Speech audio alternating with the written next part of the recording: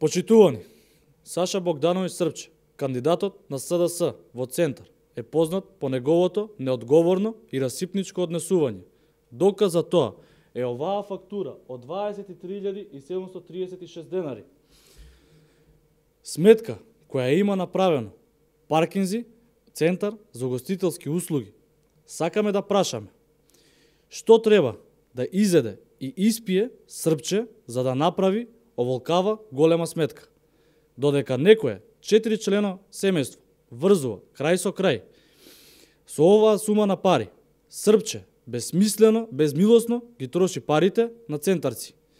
Наместо во кафана, Српче може да исплати речиси 2 плати на неговите вработени, чија плата им изнесува нешто над 13.000 денари и кој, независно од временските услови, дали било ладно или топло, цело време се на улица и макотрпно си го вадат лебот.